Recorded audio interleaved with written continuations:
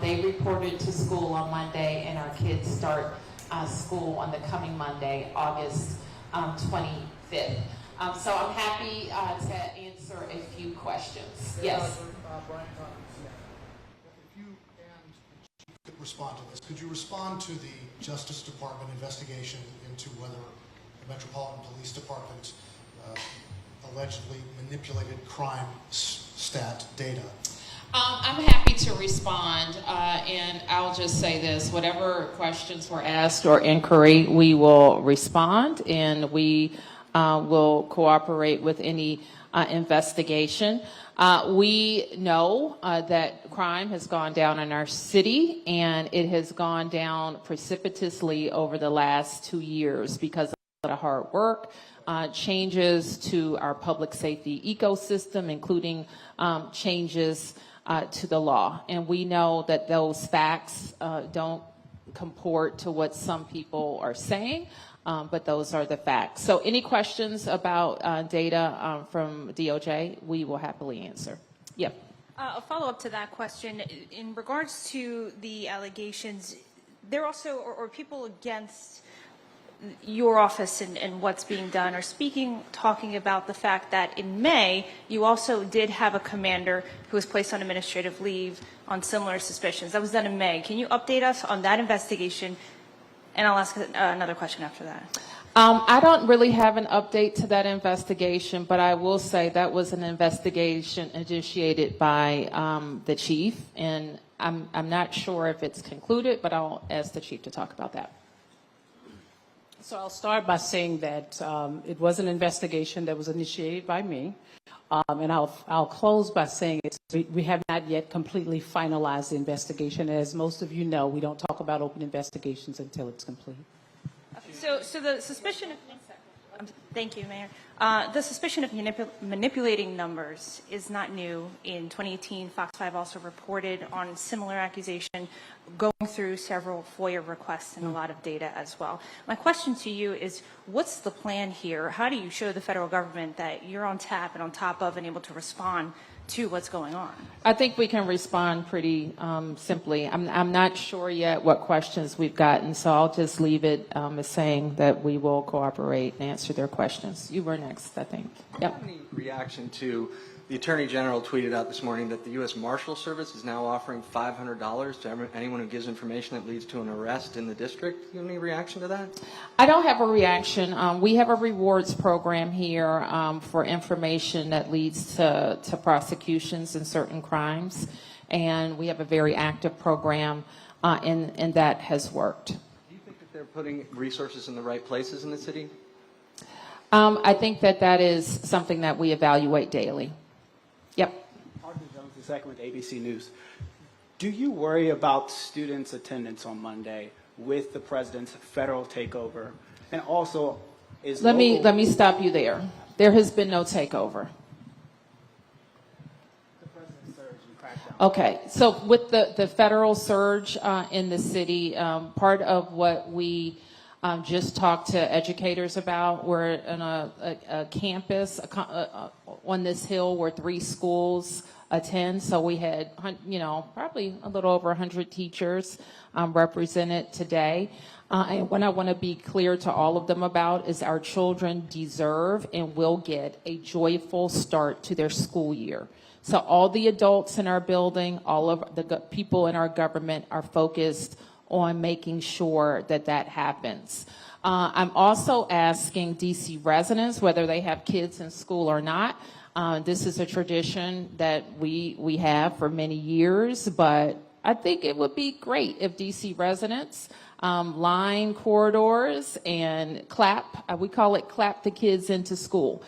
So tell them that we're with them. We want them to have a great school year. And we're all going to be standing shoulder to shoulder with them. Has Metropolitan Police Department worked with the federal agencies, any communication there, to help kids get to school and We don't high-crime need areas? federal agencies to help get kids to school. So we have many programs, including a Kids Ride Free program where all of our children have a free pass to ride free back and forth to school in their school activities. We have a program called Safe Passage where we have non-law enforcement officials that line various school routes. They will all have on a jacket that identifies them as part of DC government, one of our violence interruption programs. We have another program called School Connect, where families can let us know if there are particular circumstances that they're concerned about with their neighborhood, where they can get a ride to school. So we will take care of getting our kids to school. Yeah, I'm not going to come back to you right now because other questions are out there. Yeah. Mayor, but follow up, I mean, there are checkpoints happening across the city with the federal partners. There's also people that are getting stopped 24/7 with immigration enforcement. I think it's just a follow-up of how do you address those concerns that a parent who is dropping their kid off might be detained by immigration officials? I think people who have that concern for themselves personally and for all of us who are concerned for them in their safety are making adjustments. Yep. Madam Mayor and administration, I have 3 questions. First question, what latitude do teachers have to explore the political, social, and historic context of the situation in the classroom? Second question, what safeguards are in place to prevent an overzealous response to physical altercations on school grounds, you know, given what we see currently with the federal infringement? And finally, we're going to take it to Ward 4. How is MPD preventing Officer Sutton and Lieutenant Zabaski and others who have been penalized in the past from repeating what they have done in terms of just their negative interactions with residents? Okay, your first question, I'm sorry. My first question is in regards to teachers. So what latitude do they have? Oh, to yeah, yeah. explore? So one thing I just emphasized to teachers that there's only one person in DC government authorized to do politics, and that's me. And teaching, however, they have the same latitude to instruct as they always have. But as far as the curriculum, can someone speak to that? There's no change to their curriculum. But what is in place for them to talk about this in the current context, you know, historically? Let me ask the chancellor how the public schools approach this. Yeah, thank you, Sam, for that question. So no changes to our curriculum, the same expectations that we've had previously. We have actually a new curriculum for math this year for our elementary age students. Teachers do incorporate current events in some courses. They still have the latitude to do that, but we expect teachers to adhere to our curriculum as written. And as far as the physical altercations on campus, I've done reporting in the past. Students have complained about altercations on this campus. We wrote about BARD as well. What guarantee, or I guess what safeguards are in place to prevent an overzealous response from local forces as well as federal in response to students fighting on campus? Yeah, so our staff is trained to intervene if there are any altercations on campus. We don't expect that. The educators, school administrators have been working hard over the summer to create an environment that is welcoming.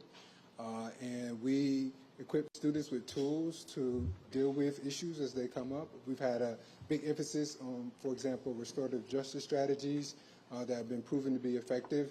And if you look at violent acts among students in schools, and DCPS specifically, we've seen a decline in those events that are happening on our campuses. So we anticipate the response from administrators will be the same, and they'll be prepared for day one on Monday. And in regards to the 2 officers that were pardoned, just very curious about their status, very curious, and this is my final question, of course, but for the time being. So at their status, one is no longer a member of the Metropolitan Police Department, and as I've stated before, the other member of our police department is in a right now he's going through the appropriate training. So which one's no longer a member, if you don't The mind? lieutenant. Yep. Yep. Thank you. I have a few questions. I'll try to get through them Okay. efficiently. First, for you, Mayor Bowser, and for you, Chief Smith, you were at 7D last night with Terry Cole and with Stephen Miller. What did you all discuss amongst each other and also with the officers there at 7D? Well, I will say, and I won't be very specific about our discussion with the officers, but we did a lot of listening about concerns that they have about policing and making sure that they have the tools that they need to do their job. We listened to concerns that they have about the areas that they're policing and other feedback. And we listened to them about other ways that I can support them as their big boss. I think the chief would say similar. With regard to a short pull aside that we had with the federal officials, I would just say that we discussed shared priorities. Just a couple more on immigration enforcement in the police department. We're hearing a bit that officers are looking for more guidance on how to be interacting with or in the same space when they are with ICE. And I want to bring up a specific example so we can to be specific here. I think one of the concerns we're hearing is that perhaps, routine moped enforcement that MPD has been focused on, like unregistered mopeds, things like that. Normally, before this federal surge and ICE agents accompanying MPD officers in certain spaces, that would have been that traffic violation or whatever it was, and then immigration enforcement would not be part of, MPD officers doing that job. Now, how do you respond to the concern that those kinds of stops could be a pretext then for immigration enforcement and any officers' concerns about sort of how to behave and how to do that enforcement if they feel uncomfortable that it's inviting ICE? I think that we are exploring any additional guidance that our officers need. We do know that the question was posed to the courts that hasn't ruled on that claim, and we continue to look for any final legal statement. We do know that the presidential executive order and subsequent orders address these issues, and we will always have resource constraints with MPD, and we want to make sure that our enforcement is focused on violence and violent offenders. One follow-up there. Mayor Bowser, we reported that you weren't aware of Chief Smith's executive order last week adjusting some of the guidance on immigration enforcement. What was your reaction when you saw that guidance? And Chief Smith, can you give some insight into what led you to issue that new order? What led to your decision to do that? Sure, I'll turn to the chief in a moment, and it's not unusual that the chief has the authority to amend orders that she thinks are necessary. And I think her guidance from her legal department was that she was trying to give some more direction to the officers. So I think that's what led to it. But I think the bottom line for me is that what is governing here is likely the presidential executive order.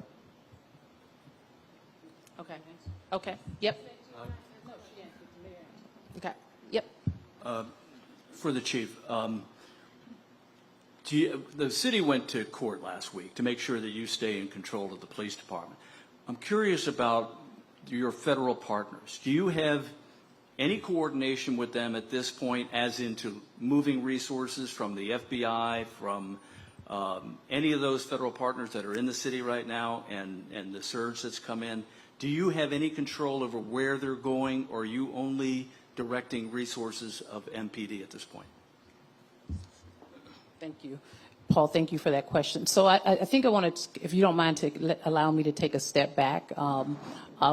The federal partners came in on Thursday before last. I met with them this Sunday just to talk about a strategy and a way where we can make sure that resources are placed around our city. Number one, because we look at our data and our intelligence, and it drives where we see violent crime happening across our city. But we also have heard from many of you here in this room, as well as community members, about different patterns of crime in certain areas. And so what we wanted to do was to be collaborative in this approach, because it was an executive order. And so we have met with our federal partners. We've given them different areas across the city where we would like to see resources allocated. And to date, I will tell you, it's been a cohesive process. We speak every single day. I mean, things do happen in our city. Let's not be kind of oblivious to the fact that things do not happen. They do. But I have a responsibility to make sure that even if we didn't have a federal surge, that I have resources placed around the city. And again, my role right now is to ensure that I continue to drive down crime. We have the resources here, and we're going to utilize them to the best of our ability. If I could follow up with two other things. Terry Cole we've been told that he's, whatever his position is, are you in constant contact with him, and is he suggesting ways that you police the city? My relationship with Terry Cole has been very, very congenial. It's been very collaborative. He has actually asked me about different ways in which we can collaborate and have resources around the city. It is not contentious at all. I met with him yesterday. I met with him the day before. So we look forward to working with our partners in this space during this federal surge. And then the last question I had is on the investigation we're hearing that the U.S. Attorney's Office is going to conduct into crime stats. Have you been contacted by the DOJ, and are you aware of any subpoenas that have been issued? I have not been contacted, but I am aware that there may be or will be subpoenas issued. I don't know to whom, but that's all I know at this point. Yes, sir.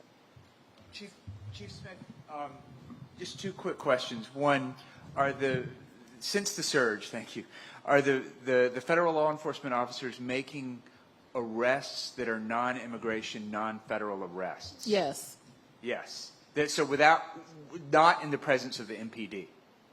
I would assume yes. They're making presence without MPD presence. Mm-hmm. And two, is the MPD making arrests in the last 2 weeks that they would not have otherwise been making had this new environment we're in this federal surge hadn't been happening? To make arrests that they otherwise would not have been making? I don't think so. No, I don't know. I mean, our officers are very well versed on DC law and DC code. With respect to this surge, let me say this also. We work with our federal partners all the time. We have a capital area regional task force where we have marshals, ATF, DEA, MPD embedded in those spaces. Our violent crime suppression division, same thing. We have federal officers engaged in executing search warrants around our city on a regular basis. This isn't anything new. I think what the difference is that there's just an enhanced presence. So the same types of arrests, the same types of contact, the same types Operation Rad Rights, the operations that we continue to do on a daily basis, the new initiatives that we launched when I first came in here, we just have an enhanced presence in that space. And again, our goal is to ensure that we drive down crime while our partners are here, and we will continue to do that. Okay, I'm going to take a few more here. 1, 2, and those, I'm sorry, if we could just keep them to like one question, not 5 questions. Okay, can I get 2? I just Okay. had a quick, for the chief, I know we've been asking all week, and we're told that you had been talking to federal partners about the agents having masks on. Have you gotten any clarity or direction about what they can and can't do? Well, what I'll say is this, I've spent 20-something years on the federal side, and the concern is from some of our federal partners with the mask. I have not gotten clarity on it. Let me be clear about that. It's under DHS, if I'm not mistaken. But for certain type of backcountry, if you will, or different types of events or marijuana eradication, some of our federal partners do have the ability to kind of cover their faces, and it's really about making sure that there are no threats coming to them once they've cleared the area. And so in this particular case, I have no clear guidance on the why and the how come, but I can only put on my federal hat from back in the day to say that I think that's what's happening. So let me just add to that. We believe in our environment, an urban environment, that there's no reason for any official to wear a mask. We believe that it's not a law enforcement or just people that are in the umbrella of the Justice Department. You don't see them doing that. I think this is a good question for the Congress to prohibit law enforcement agencies that are going to be working in an urban environment from wearing masks. And just lastly for the okay. Chief, so I know we've been seeing videos, sorry, I can't see it, Chief. For example, last night, members in Columbia Heights kind of heckling and yelling for federal agents and ICE to leave the area. We've seen that in other spots. So I'm just wondering if you have any concerns about how this is going to affect community relations that MPD is building with its community members, all of this.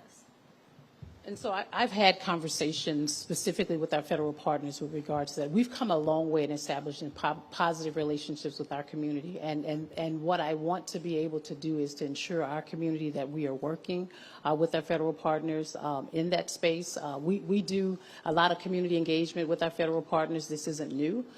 So we want to try to see how we can enhance that and build upon that. What we don't want is for community members to interfere and get involved in things that is a police-related matter. Yep, your turn.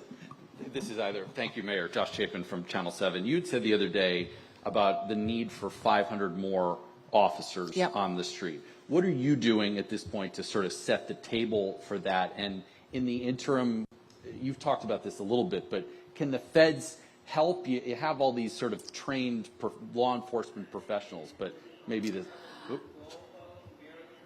Uh-oh, I hope that's not one of you. No, I have a DC tag. Yes, so how can we tap into a federal surge is the way that we're thinking about it, and under what conditions would we want to tap into a federal surge? So we're answering those questions within. 500 more officers, what do you set the table? Well, I think that we want to be known as the place where everybody wants to work. There are some policy concerns among our current officers about the policing environment in the city. And we know that's going to require some changes to the law. So those are conversations I will have with members of the council, with police representatives as well. Yep. Rebecca with 7 News. Yep. Thank you, Daniel. A quick question, if I could, to the school leaders. We have back to school starting next week. And with the surge in town, do you think having more of these federal agents out and about, could that make it safer for back to school? Could that complement safe passage? As I already answered the question about our preparation for our kids, and we feel strongly that we're very prepared. Okay. And if we can ask to, if the chief or if the mayor, the White House is saying there have been more than 400 arrests since the surge here. Do we know what percentage are MPD, and do we know how many of those MPD arrests have to do with immigration enforcement? So, we've been talking about this quite a lot because we have ways that we introduce MPD data on weekly or monthly basis. And I think we're likely to stick with the way that we have been reporting. And I can't tell you exactly what they report or how they report or coordinate their number. I don't think we're going to do that. I think we're going to stick to how we report data and get it out more frequently. Has the federal presence helped MPD, or has it made things a little bit more challenging? So it's twofold, right? I hear from the officers on the street. Some of them have found it to be very helpful. Some people in community have found it to be very helpful. I think that the intent, what people have to understand is that with an additional 500 more officers, you're going to have more arrests. You're going to have more traffic stops and those types of things. So we have to anticipate that because we have an influx of police presence. If I can quick message from school leaders with back to school, what's your message to parents in light of everything happening? It's business as usual. We have prepared for this moment. We're ready to receive students. Our teachers, our educators, staff, school leaders been working hard this week and our pre-service week. You saw that earlier today. The energy in the room was very positive. that's going to carry into the first day and how we welcome our students back to campuses. You heard from the mayor. We're asking the community to clap in our students on the first day. I think surrounding our students in this first day of school is a great strategy. Hopefully, the week, but we want our students to know that the schoolhouse continues to be the safest place for our young people, and we'll continue to hold it high. Okay. And whoever hasn't asked a question, okay, you got your question, and you'll have the last. Thank you, Mayor. Matt Brown, Associated Press. The fire department said this morning that a person had to be extricated from a vehicle after a crash with a military vehicle of some sort. First, who is responsible for this, and have you spoken with the administration about this situation? I actually haven't gotten a readout on that collision yet, other than I know we had a person, I believe one person transported for medical attention, so I can't really say more. And then how has your relationship with the administration changed since the beginning of this federal crackdown, shall we say? Are you planning on being more conciliatory, more adversarial with President Trump and other federal officials? My plan is to represent the district and to do what is, my plan is to represent the district and navigate us out of this emergency, the president's emergency. Yep. Thank you, Mayor. Andrew Espitalia with News Nation. Vice President J.D. Vance and Pete Hegseth are about to speak at Union Station thanking the National Guard troops. Do you think placing the troops at major transit hubs or monuments is the most strategic deployment instead of, say, high crime areas? I don't think the National Guard should be used for law enforcement. And I think calling men and women from their homes and their jobs and their families, they have to be used on their, on mission-specific items that benefit the nation. I don't think you have an armed militia in the nation's capital. All right. I've done one complete round, and I'm going to have to wrap up. Yes, schools. School related. First time that we're going back to school with the cell phone ban fully in place in legislation. I've heard that you've already seen some positive outcomes in terms of the implementation in some of these areas. Can you give us some more insight into that, Chancellor? Thank you for the school question. This is our first year of a cell phone-free environment for all DC public schools. Last 2 years, we've had a phone-free environment for our middle schools. We've seen great results from that. We did focus groups, surveys, gathering feedback from both families, students, and our educators and staff, and overwhelmingly it's been positive and supportive of this.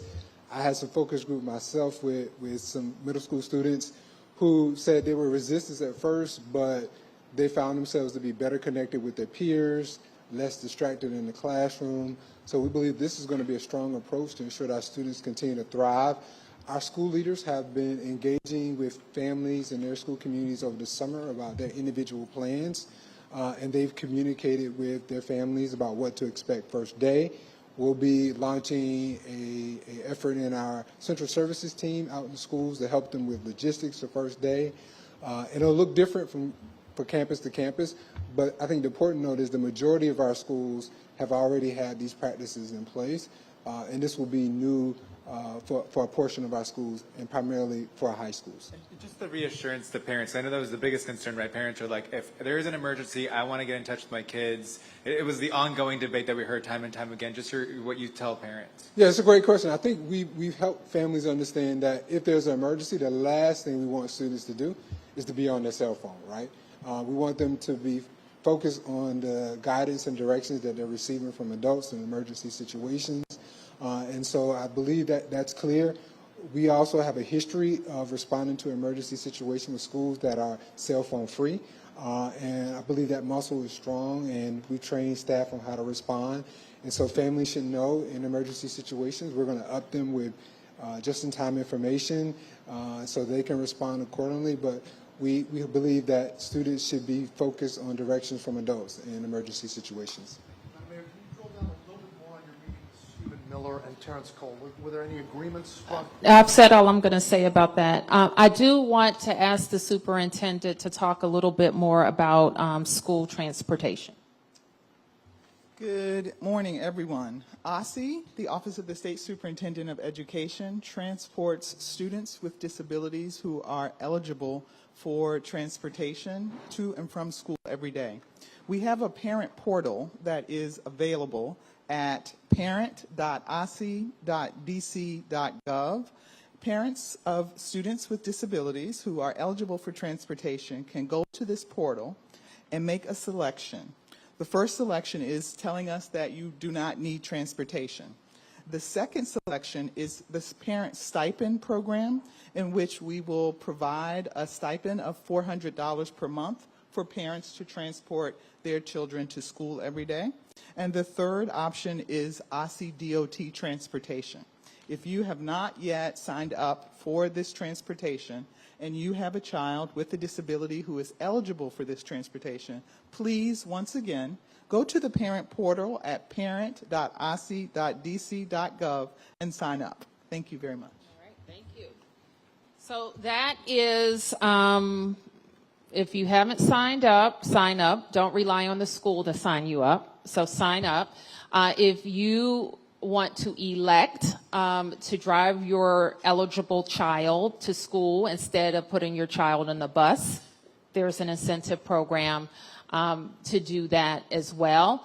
And you may tell us that we don't need transportation after all. Maybe we got it last year, we don't need it this year. Tell us that.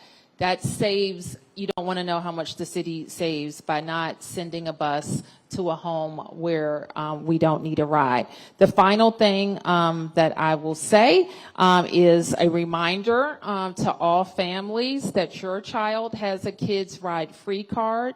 Metro is also allowing the children to download the card to their phone. It is required to access the system, both the Metro rail system and the Metro bus system. So to parents, remind your children, do not jump the fare gate. Remind them they cannot follow behind their friends. They cannot go through the side gate. They need to tap. They can use their card. The cards that they had last year at school, they work throughout the month of September, and they can download the app to their phones. So with that, have a great school year, DC. Thank you.